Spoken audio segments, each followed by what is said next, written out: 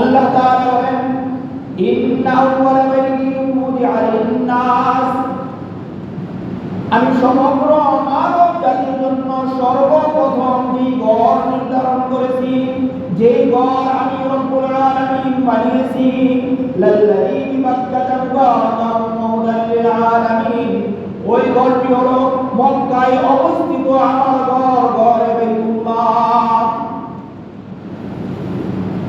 যখন এই দুনিয়ার কোনো কিছু ছিল না, তরুণতা বৃক্ষরোপী, পাহাড় পর্বত, মাটির কোনো কিছুই ছিল না, সারা দুনিয়া ভরপুর ছিল পানি দিয়ে। পানি হইতো, এই পানি হইতো, চতুর্দিকে পানি আর পানি, এক ফুটা এক ছটা মাটি পর্যন্ত ছিল না। তখন মহান রব্বুল আলামিন এই জমিন বানানোর উদ্দেশ্যে সর্বপ্রথম আল্লাহ তাআলা যেই জায়গার মধ্যে, যেই ভূখণ্ডের মধ্যে, যেই ভূখণ্ড থেকে জমিন বানানো শুরু করলেন, ওই ভূখণ্ডের নাম হলো বাইতুল্লাহ। মক্কা বাইতুল্লাহ, এইটা হলো সারা দুনিয়ার কেন্দ্র। এইখান থেকে আল্লাহ তাআলা সারা দুনিয়ার এই মাটি, এখন যে মাটি দেখতেছি, মাটি ওই সময় এখানে মাটি ছিল না, এগুলো সব ছিল পানি। আল্লাহ তাআলা মক্কার ওইখান থেকে মাটি সৃষ্টি করতে করতে আস্তে আস্তে ওই মাটি ছড়াইছে, ছড়াইতে ছড়াইতে এখন বাংলাদেশের এই ঢাকা সোনারপাড়া পর্যন্ত আল্লাহ তাআলা এই মাটি পৌঁছে দিয়েছেন।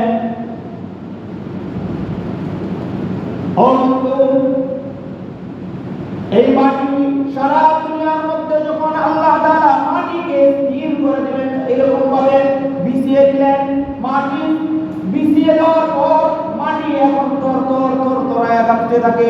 আল্লাহ রাব্বুল আলামিন এই মাটিকে স্থির রাখার জন্য মহান রব্বুল আলামিন বিশাল বড় বড় আল্লাহ তাআলা পাহাড় তৈরি করে, ওই পাহাড়কে মাটির জন্য পেরেক হিসাবে আল্লাহ তাআলা কেটে দিয়েছেন। পাহাড়কে আল্লাহ তাআলা, এই মাটি যখন আল্লাহ তাআলা বানাইছেন, পানির উপরে মাটি, পানির উপরে যদি কোনো কিছু থাকে, ওই জিনিসটা কি হয়, দুলতে থাকে, স্থির থাকে না। যখন মাটি আল্লাহ তাআলা বানাইলেন, এই মাটি দুলতেছে, এই দুলা অবস্থায় যদি থাকতো, এখন মানুষ বসবাস করার উপযুক্ত হইত না। তো আল্লাহ তাআলা পেরাক হিসাবে পাহাড় মেরে দিলেন, জায়গায় জায়গায় পাহাড় মেরে দিলেন। তো বন্ধু, যেই কথা বলতেছিলাম, সর্বপ্রথম যে ঘর আল্লাহ তাআলা বানাইছেন এবং দুনিয়ার কেন্দ্র যেখানে, ওইটা হলো বাইতুল্লাহ, মক্কায় অবস্থিত।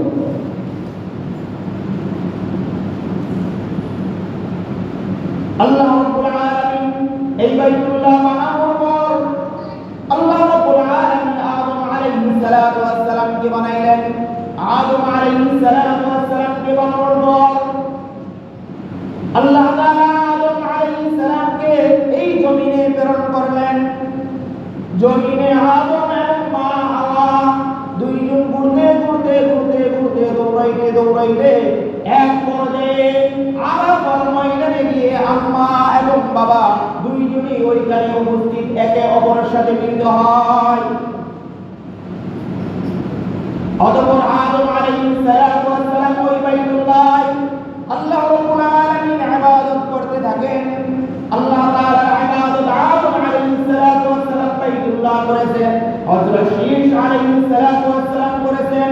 নূহ আলাইহিস সালাতু ওয়াস সালামের সময় যখন মহাপ্লাবনে সারা দুনিয়া তলিয়ে যায়, আল্লাহ রাব্বুল আলামিন এই বাইতুল্লাহ ঘরটাকে আল্লাহ তাআলা বিনাশ করে দেন। ইব্রাহিম আলাইহিস সালাতু ওয়াস সালাম হযরত ইব্রাহিম আলাইহিস সালামের দেখিয়ে দেওয়া এই স্থানটার মধ্যে তিনি আল্লাহ রাব্বুল আলামিনের ঘর বাইতুল্লাহ নির্মাণ শুরু করলেন। ইব্রাহিম আলাইহিস সালাতু ওয়াস সালাম রাজমিস্ত্রি, তার সহযোগী হিসেবে হযরত ইসমাঈল আলাইহিস সালাতু ওয়াস সালামকে রাখলেন। ইসমাঈল আলাইহিস সালাম দূর থেকে পাথর আনেন, আইনা বাবার কাছে দেন, বাবা আল্লাহ রাব্বুল আলামিনের ঘর নির্মাণ করেন। এই ঘর নির্মাণ করতে করতে এক পর্যায়ে যখন হাত দিয়ে লাভ পাওয়া যায় না, ইব্রাহিম আলাইহিস সালাম বললেন, ও সন্তান, একটি বড় দেখে পাথর আনো, ওই পাথরের উপর আমি দাঁড়িয়ে, ওই পাথরে দাঁড়িয়ে আল্লাহ তাআলার ঘরটাকে আরো কিছু উঁচু করে দেব। হযরত ইসমাঈল আলাইহিস সালাম পাথর খুঁজতে গেলেন। পাথর খুঁজতে খুঁজতে এক পর্যায়ে আল্লাহ রাব্বুল আলামিন জিবরাইল আলাইহিস সালামের মাধ্যমে জান্নাত থেকে এমন এক পাথর প্রেরণ করেন, ওই পাথরের সাহায্যে ইব্রাহিম আলাইহিস সালাম ওই পাথরে দাঁড়িয়ে তিনি আল্লাহ তাআলার ঘর নির্মাণ শুরু করলেন। ঘর বানাইতেছে, এখন পাথরের উপরে দাঁড়িয়ে যখন ডানে যাওয়ার প্রয়োজন হয় অটোমেটিক ওই পাথর ডানে চলে যায়, বামে যাওয়ার প্রয়োজন হইলে অটোমেটিক এই পাথর ইব্রাহিম আলাইহিস সালামকে নিয়ে বামের দিকে চলে যায়। উঁচু উপরে উঠতে চাইলে পাথর উপরে নিয়ে আসে, নিচে নামতে চাইলে আল্লাহ তাআলা এই কুদরতি পাথরের মাধ্যমে নিচে নামার ব্যবস্থা করে দেন। এমন এক সিস্টেম, এমন এক পাথর আল্লাহ তাআলা প্রেরণ করলেন, যে পাথরকে নির্দেশনা দিতে হয় না, এই পাথর ওইদিকে যাও, ওই পাথর ওইদিকে যাও, কিংবা সুইচ টিপতে হয় না, উপরে ওঠো, সুইচ টিপতে হয় না, নিচে নামো, কিছুই বলতে হয় না। মনে মনে যখন এরাদা থাকে, ইচ্ছা থাকে, কি জাগে ইচ্ছা হয় যে এখন তো উপরে লাগাইতে হবে, এই ইচ্ছা হয়েছে ওঠো, পাথর উপরে উঠে। ডানে যাওয়ার প্রয়োজন হয়েছে, পাথর ডানে চলে যায়। বামে যাওয়ার প্রয়োজন হয়েছে, পাথর বামে চলে যায়।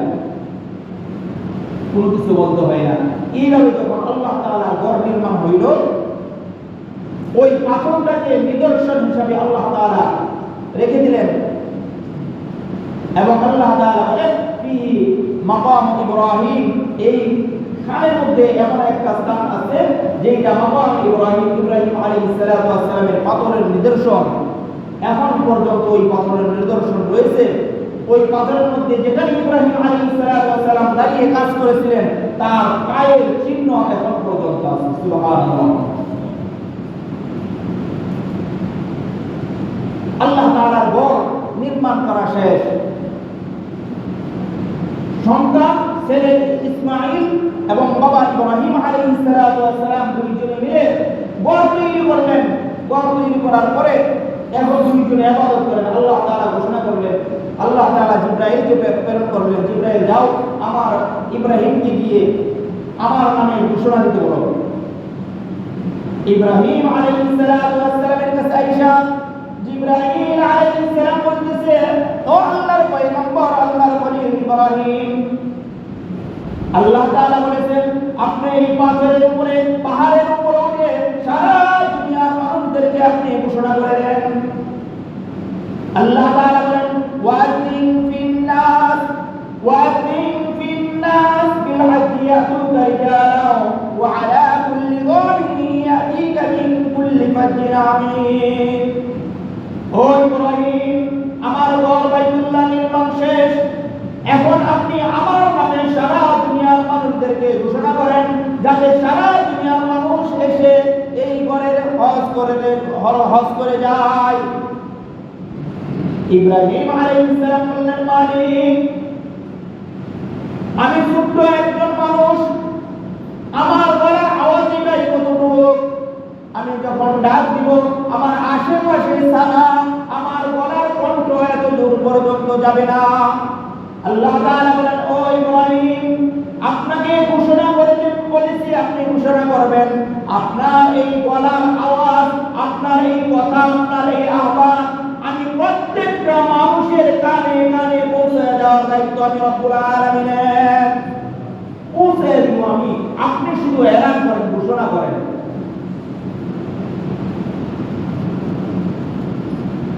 ইব্রাহিম আলাইহিস সালাম ঘোষণা করলেন, আল্লাহ রাব্বুল আলামিন এখন পর্যন্ত ওই স্থানের মধ্যে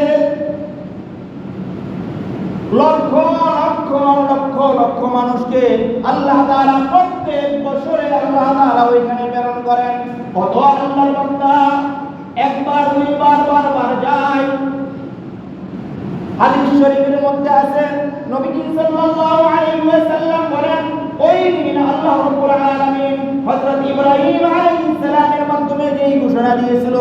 ওই ঘোষণার সারায় দুনিয়া এবং রূহ ময়দানের মধ্যে যত মানুষ ওই সময় লাভবাহিক করেছিল, জয়ে যতবার লাভবাহিক করেছে, আল্লাহ তাআলা তাকে ততবার ওই ঘরের হজ করাইবেন। হজ এমন একটা ফরজ বিধান যেটা প্রত্যেক দিন করতে হয় না, করতে হয় প্রত্যেক সপ্তাহে করতে হয় না, মাসেও করতে হয় না, প্রত্যেক বছরেও করতে হয় না। হজ সারা জিন্দেগীর মধ্যে একবার হজ করবে, কয়বার? সারা জিন্দেগীতে একবার শুধু হজ করবে। আর বাকি যারা যাবে ওইটা ফরজ হবে না, এটা আল্লাহ এবং বান্দার প্রতি যে মুহাব্বত ভালোবাসা তৈরি হয়, ওই ভালোবাসার বহিঃপ্রকাশ হয়। যেই বান্দা 5 ওয়াক্ত নামাজ পড়ে এবং রমজান মাসে রোজা রাখে, যাকাত প্রদান করে, এই সমস্ত কিছু যেই বান্দা সঠিকভাবে আদায় করে, আদায় করার পরে আল্লাহ তাআলা বলে, বান্দা আমার যে পক্ষ থেকে যে তোমার উপর যে বিধানগুলো দেওয়া হয়েছিল, নামাজ, রোজা, যাকাত, এগুলো তো তুমি সব কিছু আদায় করবে। বান্দা তোমার সাথে তো আমার একটা মহব্বত তৈরি হইল, তোমার সাথে একটা ভালোবাসা তৈরি হইল, এখন থেকে তো তুমি আমার বন্ধু, আমি তোমার বন্ধু। তখন আল্লাহ তাআলা ওই বান্দাকে বলে, বন্ধু আমি একটা বাড়ি করেছি, সুন্দর বাড়ি, আসো আমার বাড়িটা দেখে দাও।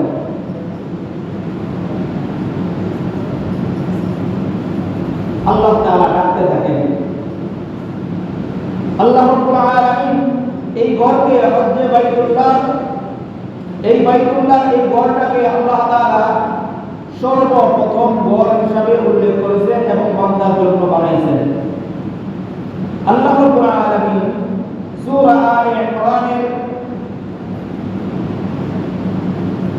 96 নম্বর আয়াতে আল্লাহ তাআলা বলেন, ইন্না আউওয়ালা বাইতিন উদিআ লিন-নাস লাল্লাযী বিবাক্কাতা মুবারাকান ওয়া হুদাল লিল-আলামিন ফীহি আয়াতুন বাইয়িনাতুন মাকামু ইব্রাহিম ওয়া মান দাখালাহু কানা আমিনা ওয়া লিল্লাহি 'আলান-নাসি হিজ্জুল বাyti মান ইসতাতা'a ইলাইহি সাবিলা ওয়া মান কাফারা ফা ইন্নাল্লাহা গনিyyun 'anil 'alamin।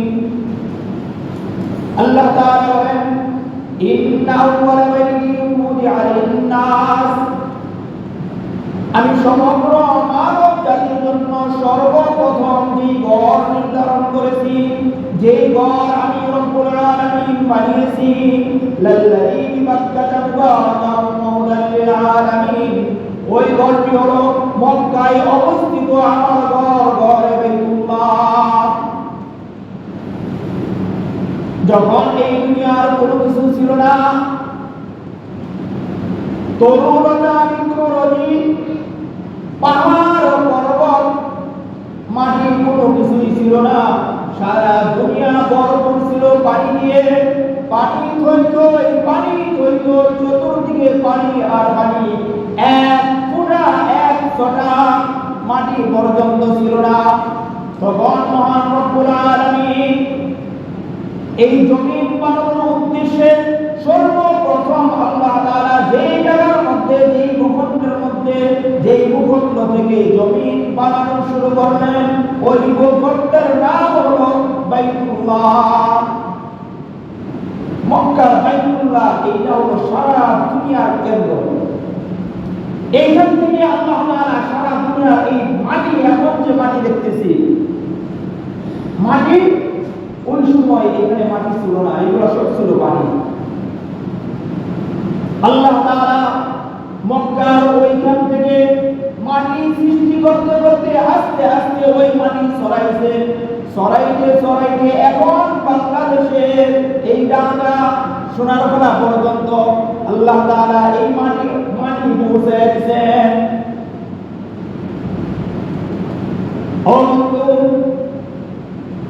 এই মাটি সারা দুনিয়ার মধ্যে যখন আল্লাহ তাআলা মাটিকে স্থির করে দিলেন, এরকম ভাবে বিছিয়ে দিলেন, মাটি বিছিয়ে দেওয়ার পর মাটি এখন তরতরায় কাঁপতে থাকে।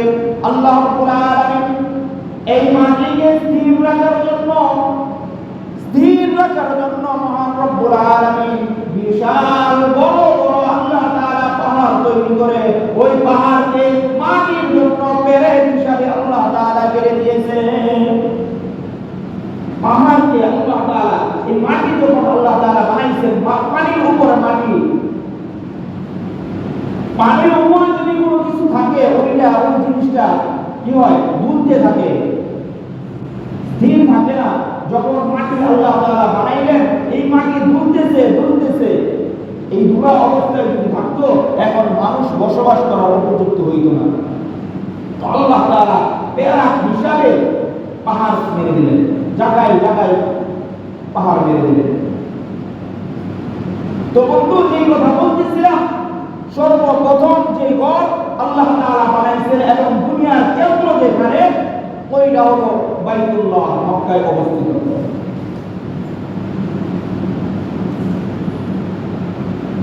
আল্লাহ রাব্বুল আলামিন এই বাইতুল্লাহ বানানোর পর আল্লাহ রাব্বুল আলামিন আদম আলাইহিস সালাতু ওয়াস সালামকে বানাইলেন।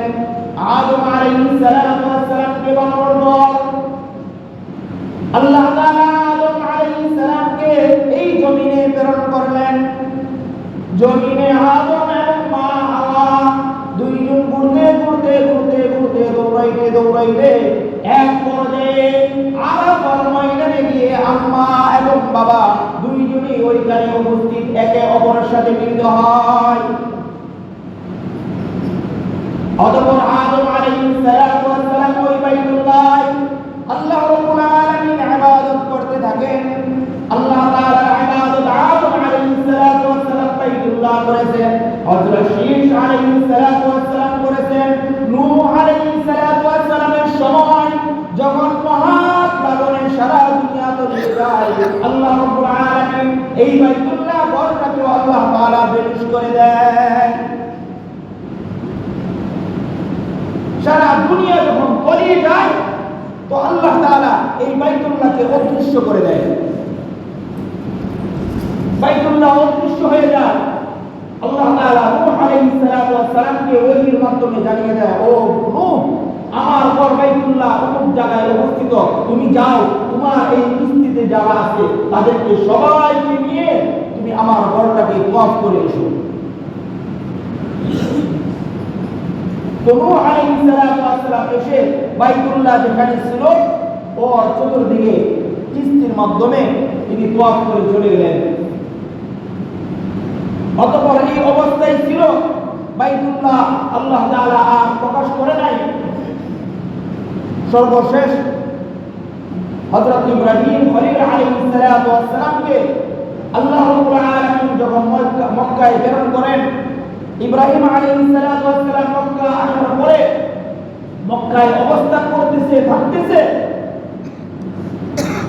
আল্লাহ তাআলা জিবরাইল আলাইহিস সালামের মাধ্যমে জানিয়ে দেয়, ও ইব্রাহিম, তুমি আমার ঘরটাকে পুনর্নির্মাণ করো। ইব্রাহিম আলাইহিস সালাম হযরত ইব্রাহিম আলাইহিস সালামের দেখিয়ে দেওয়া এই স্থানটার মধ্যে তিনি আল্লাহ রাব্বুল আলামিনের ঘর বাইতুল্লাহ নির্মাণ শুরু করলেন। ইব্রাহিম আলাইহিস সালাম রাজমিস্ত্রি, তার সহযোগী হিসাবে হযরত ইসমাঈল আলাইহিস সালামকে রাখলেন। ইসমাঈল আলাইহিস সালাম দূর থেকে পাথর আনেন, আইনা বাবার কাছে দেন, বাবা আল্লাহ রাব্বুল আলামিনের ঘর নির্মাণ করেন। এই ঘর নির্মাণ করতে করতে এক পর্যায়ে যখন হাত দিয়ে লাভ পাওয়া যায় না, ইব্রাহিম আলাইহিস সালাম বললেন, ও সন্তান, একটি বড় দেখে পাথর আনো, ওই পাথরের উপর আমি দাঁড়িয়ে, ওই পাথরে দাঁড়িয়ে আল্লাহ তাআলার ঘরটাকে আরো কিছু উঁচু করে দেব। হযরত ইসমাঈল আলাইহিস সালাম পাথর খুঁজতে গেলেন। পাথর খুঁজতে খুঁজতে মধ্যে এক পর্যায়ে আল্লাহ রাব্বুল আলামিন জিবরাইল আলাইহিস সালাতু ওয়াস সালামের মাধ্যমে জান্নাত থেকে এমন এক পাথর প্রেরণ করেন, ওই পাথরের সাহায্যে ইব্রাহিম আলাইহিস সালাতু ওয়াস সালাম ওই পাথরে দাঁড়িয়ে তিনি আল্লাহ তাআলার ঘর নির্মাণ শুরু করলেন। ঘর বানাইতেছে, এখন পাথরের উপরে দাঁড়িয়ে যখন ডানে যাওয়ার প্রয়োজন হয় অটোমেটিক ওই পাথর ডানে চলে যায়, বামে যাওয়ার প্রয়োজন হইলে অটোমেটিক এই পাথর ইব্রাহিম আলাইহিস সালামকে নিয়ে বামের দিকে চলে যায়। উঁচু উপরে উঠতে চাইলে পাথর উপরে নিয়ে আসে, নিচে নামতে চাইলে আল্লাহ তাআলা এই কুদরতি পাথরের মাধ্যমে নিচে নামার ব্যবস্থা করে দেন। এমন এক সিস্টেম, এমন এক পাথর আল্লাহ তাআলা প্রেরণ করলেন যে পাথরকে নির্দেশনা দিতে হয় না এই পাথর ওইদিকে যাও, ওই পাথর ওইদিকে যাও, কিংবা সুইচ টিপতে হয় না উপরে ওঠো, সুইচ টিপতে হয় না নিচে নামো, কিছুই বলতে হয় না। মনে মনে যখন এরাদা থাকে, ইচ্ছা থাকে, কি থাকে? ইচ্ছা হয় যে এখন তো উপরে লাগাইতে হবে, এই ইচ্ছা হয়েছে ওঠো পাথর উপরে উঠে। ডানে যাওয়ার প্রয়োজন হয়েছে পাথর ডানে চলে যায়, বামে যাওয়ার প্রয়োজন হয়েছে পাথর বামে চলে যায়, কোনো কিছু বলতে হয় না। এইভাবে যখন আল্লাহ তাআলা ঘর নির্মাণ হইল, ওই পাথরটাকে নিদর্শন হিসাবে আল্লাহ তাআলা রেখে দিলেন এবং আল্লাহ তাআলা বলেন ফি মাকাম ইব্রাহিম, এই খানের মধ্যে এমন একটা স্থান আছে যেটা মাকাম ইব্রাহিম, ইব্রাহিম আলাইহিস সালাতু ওয়াস সালামের পাথরের নিদর্শন। এখন পর্যন্ত ওই পাথরের নিদর্শন রয়েছে। ওই পাথরের মধ্যে যেখানে ইব্রাহিম আলাইহিস সালাতু ওয়াস সালাম দাঁড়িয়ে কাজ করেছিলেন তার পায়ের চিহ্ন এখন পর্যন্ত আছে। সুবহানাল্লাহ। আল্লাহ তাআলার ঘর নির্মাণ করা শেষ। সন্তান ছেলে ইসমাঈল এবং বাবা ইব্রাহিম আলাইহিস সালাতু ওয়াস সালাম দুইজনে মিলে ঘর তৈরি করলেন। ঘর তৈরি করার পরে এখন দুইজনে ইবাদত করেন। আল্লাহ তাআলা ঘোষণা করলেন, আল্লাহ তাআলা জিবরাইলকে প্রেরণ করলেন, জিবরাইল যাও আমার ইব্রাহিমকে গিয়ে আমার নামে ঘোষণা দিতে বলো।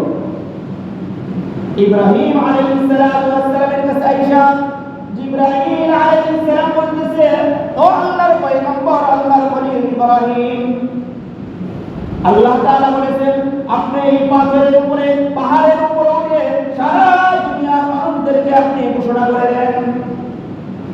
আল্লাহ তাআলা বলেন ওয়াজিন ফিন্নাস, ওয়াজিন ফিন্নাস বিল হাজ্জি ইয়াতুকা রিজালা ওয়া আলা কুল্লি যামিন ইয়াতিকা মিন কুল্লি ফাজ্জিন আমিন।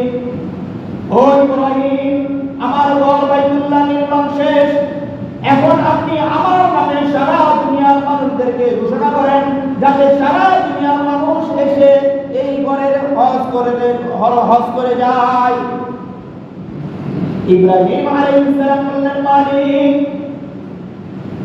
আমি ছোট্ট একজন মানুষ, আমার গলার আওয়াজই নাই কতটুকু, আমি যখন ডাক দিব আমার আশেপাশে ছাড়া আমার গলার কণ্ঠ এত দূর পর্যন্ত যাবে না।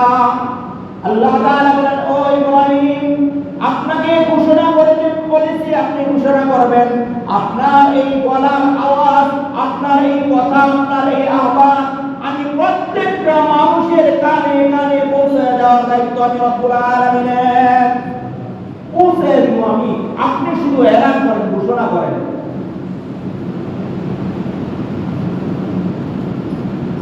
ইব্রাহিম আলাইহিস সালাতু ওয়াস সালাম ঘোষণা করলেন, আল্লাহ রাব্বুল আলামিন এখন পর্যন্ত ওই স্থানের মধ্যে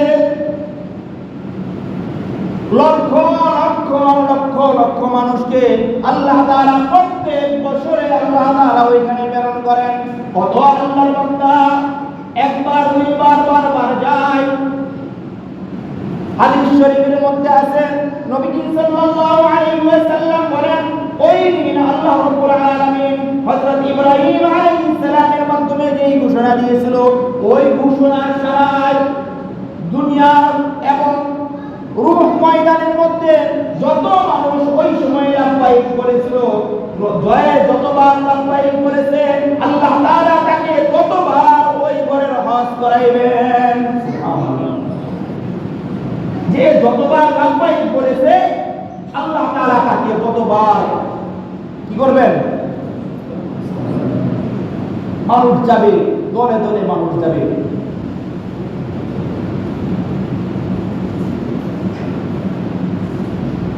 মুহতারাম হাজিরিন, আল্লাহ রাব্বুল আলামিন এই যে আল্লাহ তাআলার ডাক, আল্লাহ তাআলা মানুষদেরকে ডাকতেছে, বন্ধুদেরকে ডাকে, ও বন্ধুরা আসো, আমার এই যে ঘর আমি বানাইলাম, সর্বপ্রথম আমি আমার নিজের কুদরতি হাতে বানাইলাম, অতঃপর হযরত আদমের মাধ্যমে এইটাকে নির্মাণ করলাম, শীষের মাধ্যমে এইটা নির্মাণ করলাম, সর্বশেষ আমি ইব্রাহিম আলাইহিস সালাতু ওয়াস সালামের মাধ্যমে এইটাকে পুনর্নির্মাণ করলাম। এই যে আমার ঘর কালো গিলাফ দিয়ে ঢাকা, এসে যাও আমার এই ঘরটাকে দেখে যাও, আমার বাড়ির মেহমান হও। আল্লাহ তাআলা ডাকতেছে আমাদের। এখন যাদের সক্ষমতা আছে, আল্লাহ তাআলা যাদেরকে তৌফিক দিয়েছে, তাদের প্রত্যেকের উচিত সময় ক্ষেপণ না করে আল্লাহ তাআলার ওই ডাকে সাড়া দেওয়া। কি করা? এখন আমরা যদি আল্লাহ তাআলার ঘরের মেহমান হই, যাদেরকে আল্লাহ তাআলা ডাকতেছে, দেখেন আল্লাহ তাআলার কদর, আল্লাহ তাআলা মেহমানের কদর। আল্লাহ তাআলা তার বাড়িতে দাওয়াত দিতেছেন আমাদেরকে বারবার। ওই সময় পয়গম্বরদের মাধ্যমে, এখন উম্মতের উলামায়ে কেরামদের মাধ্যমে কোরআনের এই আয়াত দিয়ে উম্মতের উলামায়ে কেরাম আল্লাহ তাআলার ঘরে দাওয়াত দিচ্ছেন। এই দাওয়াত, এই ঘোষণা উলামায়ে কেরামদের না, এই ঘোষণা দাওয়াত স্বয়ং মহান রব্বুল আলামিনের পক্ষ থেকে।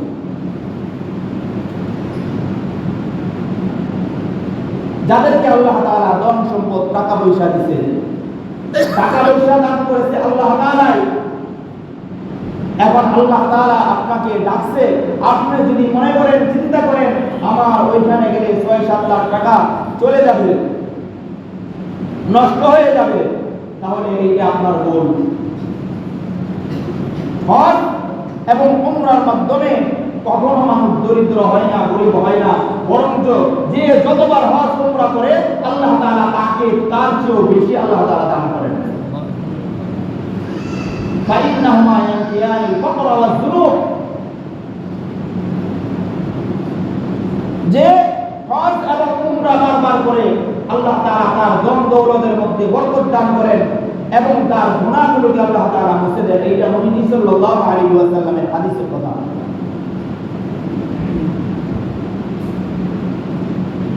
তো আল্লাহ তাআলার এই দাওয়াতে যাদেরকে আল্লাহ তাআলা সক্ষমতা দান করেছে, তাদের প্রত্যেকের যাওয়া উচিত কি উচিত না?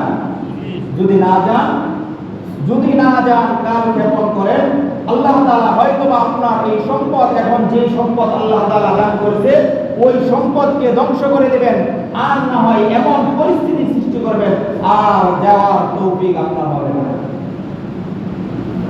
এবং এই পরিস্থিতির মধ্যেই দেখবেন এক সময় মৃত্যু চলে আসছে, আর আফসোস তাই যাবে। এই জন্য আমাদের প্রত্যেকের উচিত, যাদেরকে আল্লাহ তাআলা টাকা পয়সা ধন দৌলত আল্লাহ তাআলা এই সক্ষমতা দান করেছে, তার ঘরে যাওয়া। আল্লাহ তাআলা আমাদেরকে প্রতিনিয়ত ডাকতেছে, বান্দা তুমি বান্দা ছিলে, এখন বন্ধু হইছো, বন্ধু হয়ে বন্ধুর বাড়িটা দেখে যাও, বন্ধু হয়ে বন্ধুর বাড়িতে বেরিয়ে যাও। দেখেন, কোন ব্যক্তি যদি আইসা আপনাকে বলে আমি আজকে আপনার বাড়ির মেহমান হইতে চাই, একজন লোক আইসা বলছে আমি আপনার বাড়ির মেহমান হইতে চাই, আপনি আপনার মনে মনে ইচ্ছা ছিল না, কি ছিল না, যে অমুককে আমার বাড়ির মেহমান বানানো বা একজন মেহমান হবে, এমন ইচ্ছা ছিল না, কিন্তু ওই লোকটা বলতেছে আমি আপনার বাড়ির মেহমান হইতে চাই। তাকে নিলেন, আজকে রাত থাকতে চাই, থাকলো। এখন আপনার ইচ্ছা তাকে কি দিয়ে সমাধান করবেন? তাকে খাবার দিলে দিতে পারেন, নাও দিতে পারেন, কিন্তু আপনার ইচ্ছা, আপনি বারবার বলতেছেন আপনার একটা বন্ধুকে, খুব প্রিয় একজন বন্ধুকে, ও বন্ধু আসো না আমার বাড়িতে, বন্ধু আসো আমার বাড়িতে। এই বারবার বলতে বলতে এক সময় বন্ধু আপনার বাড়িতে উপস্থিত। এখন বলেন তো দেখি, বন্ধুকে বারবার আপনার মনে এত আশা ছিল বন্ধু আসবে, এতদিন পরে বন্ধু যখন আসলো, ওই যে আগের লোক যে নিজের ইচ্ছাতে আপনার বাড়িতে মেহমান হইল, তার কদর আর আপনি যাকে এতদিন পর্যন্ত দাওয়াত দিলেন, দাওয়াত দিতে দিতে এতদিন পর্যন্ত আপনার পর আপনার দাওয়াত কবুল করে আসছে, তার মর্যাদা কি এক সমান? কি বলেন?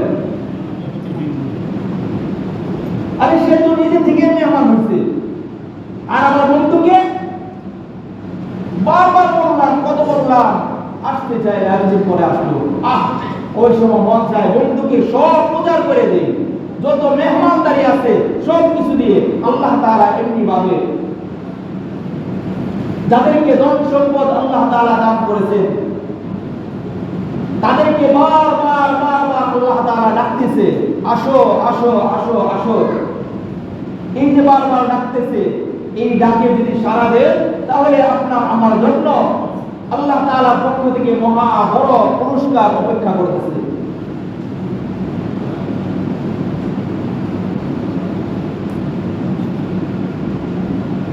এই জন্য যাদেরকে আল্লাহ তাআলা ধন সম্পদ দান করেছে, কি পরিমাণ ধন সম্পদ, আপনার হজে যাওয়ার যে দিনগুলো, এই দিনগুলোর মধ্যে আপনার পরিবার পরিজনদেরকে তাদের দেখভাল, তাদের ভরণ পোষণের পরিমাণ টাকা রেখে আপনার কাছে যদি আল্লাহর ঘর বাইতুল্লাহ হজ যাওয়ার মতো এরকম সম্পদ থাকে, তাহলে আপনার উচিত আল্লাহ তাআলার ঘরে যাওয়া। এমন ধন সম্পদ, এমন টাকা পয়সার মালিক অধিকাংশ লোক আছে, অধিকাংশ লোক আছে এখন মনে করতেছে যে এখন তো বয়স হয় না। আমাদের বাংলাদেশে যেটা হয় সাধারণত, হজ করতে যায় বড় বয়সে, একদম সারা দিন যা ইচ্ছা যত গুনাহ আছে সব গুনাহ কইরা যা হজ করতে যায়, আর সব ওইখান থেকে মাপ পাপ সব মোচন কইরা তারপরে আসবে।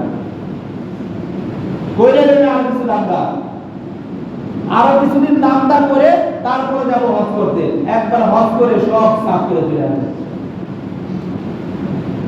অথচ হজ এমন একটা ইবাদত, ওইখানে শারীরিক অনেক শক্তির প্রয়োজন পড়ে। যারা হজ করতে যায় এবং গেছে, তাদেরকে জিজ্ঞেস করে দেখেন, হজ করতে অনেক কষ্ট, কষ্টের সাধ্য কাজ। আপনি বৃদ্ধ বয়সে গেলেন, যাইয়া পারবেন না ঠিকমতো তওয়াফ করতে, পারবেন না মাকামে ইব্রাহিমে দাঁড়িয়ে 2 রাকাত নামাজ পড়তে, পারবেন না হজরে আসওয়াদ চুমু দিতে। অনেক হাজিরা পারে না, অনেক হাজিরা পারে না, পারে না তারা কোন নিক্ষেপ করতে, পারে না সাফা মারওয়া দৌড়াইতে, কষ্টসাধ্য কাজ। এই জন্য বৃদ্ধ বয়সের অপেক্ষা না করে যাদের সময় সুযোগ আছে এবং আল্লাহ তাআলা ধন সম্পদ দান করেছে, তাদের উচিত অতি সত্বর আল্লাহ তাআলার ঘরে মেহমান হয়ে যাওয়া। মুহতারাম হাজিরিন, কোরআনে কারীমের মধ্যে আল্লাহ তাআলা ইসলামের যে 5টা বিধান, 5টা ভিত্তি আমাদের জানা আছে। 5টা ভিত্তি কি কি? কালিমা, নামাজ, হজ, যাকাত। এই যে 5টা ইসলামের ভিত্তি আছে, আল্লাহ তাআলা কোন আয়াত নাযিল করে মহান রব্বুল আলামিন নামাজের কথা বলেছে, নামাজের অসংখ্য আয়াত নাযিল করেছে, আয়াত নাযিল করে দিয়ে নামাজের কথা বলেছে। কালিমা ঈমানের কথা আল্লাহ তাআলা বিভিন্ন আয়াতের মধ্যে করেছে, রোজার কথা আল্লাহ তাআলা বিভিন্ন আয়াতের মধ্যে করেছে, যাকাতের কথাও আল্লাহ তাআলা বিভিন্ন আয়াতে করেছে। হজ এমন একটা বিধান, এইটা কোনো আয়াত না, এই হজ সম্পর্কে আল্লাহ তাআলা স্বতন্ত্র একটি সূরা অবতীর্ণ করে দিয়েছে। সুবহানাল্লাহ। সূরা হজ নামে 17 নম্বর পারা আল্লাহ তাআলা হজ নামে একটা সূরা অবতীর্ণ করেছে।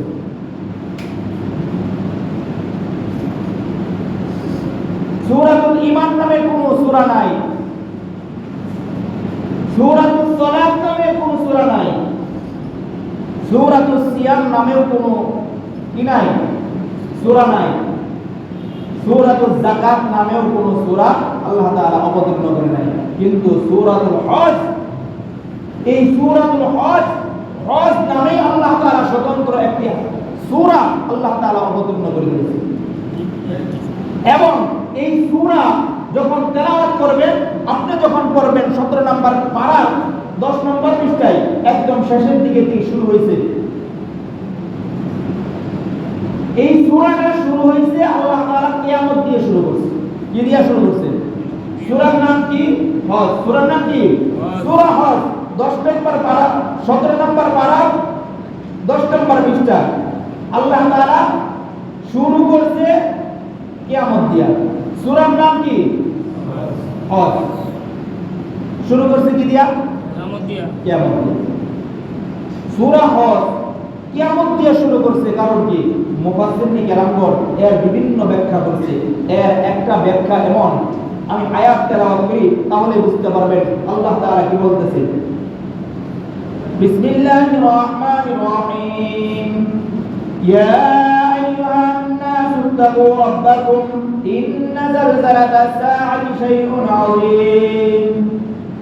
আল্লাহ তাআলা শুধু ঈমানদার না, কাফের মুশরিক না, স্বতন্ত্রভাবে কাউকে আল্লাহ তাআলা ডাকে নাই, সমগ্র মানব জাতিকে আল্লাহ তাআলা ডাকছে। কাকে ডাকছে? ইয়া আইয়ুহান নাস, ও মানব জাতি, ইত্তাকু রাব্বাকুম, ওই রবকে ভয় করো। ইন্না যালজালাতাস সাআতি শাইউন আযীম, নিশ্চয় এমন এক ভূকম্প আসতেছে, মহাভূকম্প। এই মহাভূকম্প যখন আসবে তখন আর কোনো কিছুর অস্তিত্ব থাকবে না। এমন এক ভূকম্প আসতেছে তোমাদের জন্য। ইন্না যালজালাতাস সাআতি শাইউন আযীম, কিয়ামতের দিনের এই ভয়াবহ জালজালা, ভয়াবহ ভূমিকম্প, এই ভূমিকম্পের মাধ্যমে কোনো কিছুর অস্তিত্ব থাকবে না। ইসরাফিল আলাইহিস সালাতু ওয়াস সালাম যখন সিংহায় ফুঁক দিবে, এই সিংহায় ফুঁকের মাধ্যমে আসমানের তারকাগুলো খসে খসে পড়তে থাকবে। এই ফুৎকারের এত শক্তি, এত স্পিড হবে, চন্দ্র সূর্য সহ সমস্ত গ্রহ নক্ষত্রগুলো তুলার মতো উঠতে থাকবে, একটার সাথে আরেকটা এরকম টক্কর লাগতে লাগবে, সমস্ত কিছু চূর্ণ বিচূর্ণ হয়ে যাবে একটা ফুৎকারের মাধ্যমে। বলেন তো দেখি, ফু দিলে এই ফুয়ের শক্তি বেশি নাকি শরীরের শক্তি বেশি? হাতের শক্তি বেশি? কথা বলেন। হাতের শক্তি বেশি। নিশ্চয়ই হাতের শক্তি না ফুয়ের শক্তি থেকে বেশি। হাতে চাইলে আপনি এটা ধাক্কা দিয়ে ফেলে দিতে পারবেন, ফু দিয়ে ফেলানো যাবে না। তাহলে যেই ফেরেশতা এমন ফু দিবে, যেই ফুর মাধ্যমে চন্দ্র সূর্য এমনকি যে বিশাল আসমান দেখতেছি, এই আসমানটা পর্যন্ত ইদাস সামাউ শাক্কাত, আল্লাহ তাআলা বলেন ইসরাফিলের সিংহার ফুৎকারের মাধ্যমে, ইসরাফিল যখন সিংহায় ফুঁক দিবে, এই ফুৎকারের আওয়াজ যখন প্রথম আসমানে লাগবে, একটা কাঁচের মধ্যে ঢিল ছিললে, ঢিল মারলে যখন ওই কাঁচটা যেমন টাস টাস করে ফেটে নিচে পড়ে যায়, ঠিক তদ্রূপভাবে ইসরাফিলের এক সিংহার ফুৎকারের মাধ্যমে আসমানটা চূর্ণ বিচূর্ণ হয়ে কাঁচের মতো করে যাবে। এত আওয়াজ এই ফুৎকারের মধ্যে, যার ফুয়ের মধ্যে এই এত শক্তি, তার শরীরে কেমন শক্তি বলেন তো দেখি, চিন্তা করা যায়। আচ্ছা, এই এত শক্তিমান ইসরাফিলকে তারও তো মৃত্যুবরণ করতে হবে, তার জানটা কবজ করবে কে? আজরাইল। তাহলে ওই যে জান কবজ করবে তার শক্তিটা কেমন? মোহতারাম হাজিরিন, এইগুলা ব্যাখ্যা এখন কিয়ামতের ব্যাখ্যা ব্যাপারে কোনো আলোচনা করা মূল উদ্দেশ্য না। মূল উদ্দেশ্য আল্লাহ তাআলা সূরা অবতীর্ণ করলেন হজ, এইটা শুরু করলেন কিয়ামতের মাধ্যমে। এর কারণ কি? নবী সাল্লাল্লাহু আলাইহি ওয়াসাল্লাম এক হাদিস শরীফের মধ্যে আছে, আল্লাহর হাবিব সাল্লাল্লাহু আলাইহি ওয়াসাল্লাম বলেন, সমগ্র দুনিয়ার মানব জাতিকে আল্লাহ তাআলা আরাফার ময়দানে অবস্থান করবেন। কিয়ামতের দিন সমস্ত কিয়ামত সংঘটিত হইবে যখন আরাফার ময়দানে। কোন ময়দানে?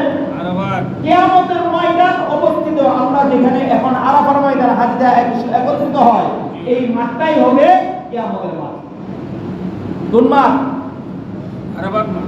চিন্তা করেন দেখি, আদম আলাইহিস সালাম থেকে নিয়ে কি পরিমাণ মানুষ এই পর্যন্ত আসছে, এত মানুষ ওই আরাফার ময়দানে জায়গা নেবে? কি বলেন? আল্লাহু আকবার। একবারও চিন্তা করেন না, আজকে থেকে 1450 বছর পূর্বে যখন হজ হইতো, ওই হজের সময় আরাফার মাঠ ছিল না? ছিল। আরাফায় অবস্থান করতে হইতো না? আর আরাফার মাঠে অবস্থান করতে হইতো।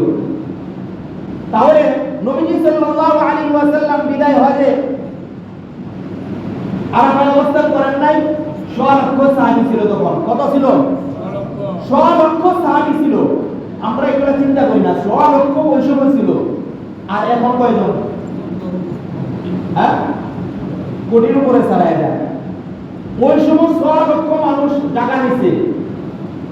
এই 100 লক্ষ মানুষের জায়গায় এখন কোটি মানুষ থাকে কিভাবে, অবস্থান করে কিভাবে? মাত্র প্রায় কি মাঠ ওইটাই, ওই আরাফার মাঠে ওই সময় 100 লক্ষ নিছে, এখন কোটির উপরে মানুষ ওইখানে জায়গা নেয়। যখন সারা দুনিয়ার মানুষ আসবে তখন আল্লাহ তাআলা ওই মাঠটাকে এরকম সম্প্রসার করে দিবেন, ওইখানে তখনও জায়গা নেই। সুবহানাল্লাহ। আল্লাহ তাআলা এই মাঠটাকে তৈরি করছেন এইভাবে। ও আরাফার ময়দানে আরাফাকে আরাফা বলা হয় কেন? এইখানে আয়েশা পরিচিত হয়, মিলন হওয়ার স্থান, মিলিত হওয়ার স্থান। বাবা আদম এবং মা হাওয়া, শুরুতেই কথা বলতেছিলাম, বাবা আদম এবং মা হাওয়া কোথায় আয়েশা মিলিত হয়েছে? আরাফার মাঠে। আরাফার ময়দানে। এখনো সারা দুনিয়া থেকে হাদিসা, কালো, সাদা, লাল, কুচি, হ্যাঁ, বাটে, লম্বা, সব ধরনের বিভিন্ন আকার আকৃতির বিভিন্ন দেশের মানুষ এখনো গিয়া মিলিত হয় কই? আরাফার ময়দানে।